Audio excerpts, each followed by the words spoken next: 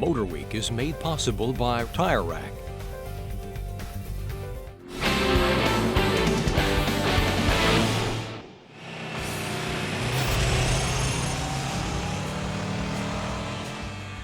When the original Kawasaki Vulcan hit the streets in the 80s, it may have looked the part of a cruiser, but those that owned one knew it was a lot more like a sport bike. Well, since then, sport bikes have gotten a lot sportier, and the Vulcan has become more of a traditional cruiser. This Vulcan S looks to turn back the clock.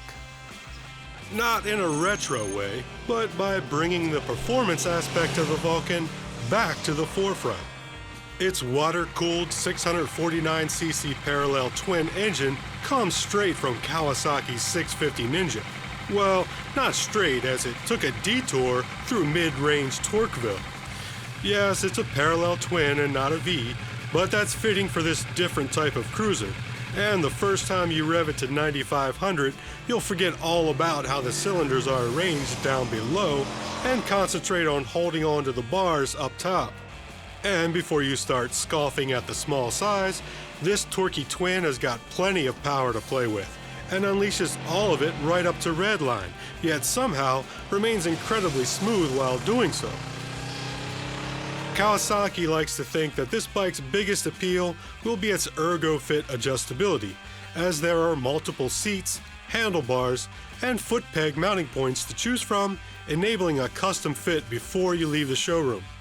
That's all well and good, but I think this bike's best asset is that it handles like an entry-level sport bike, yet has the style and comfort of a cruiser. Even the brakes, despite just a single disc front and rear, are great, whether you go with the optional ABS or not. The mirrors are a little oddly shaped, but they are vibration-free and provide a great view of your six.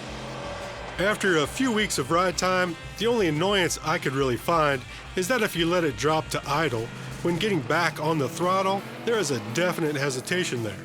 No worries, just keep the RPM up like you would on a sport bike instead of lugging along like you normally would in a cruiser.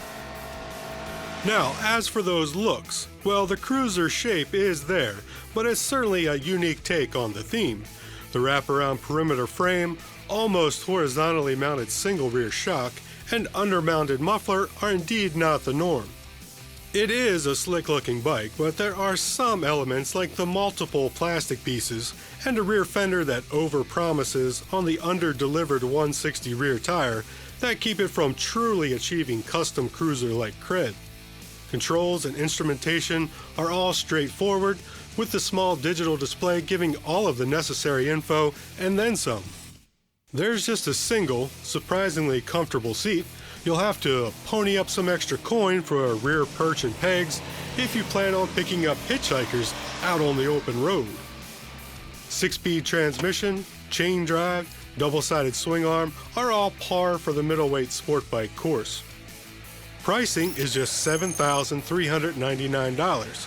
Skip the ABS and keep $400 in your pocket.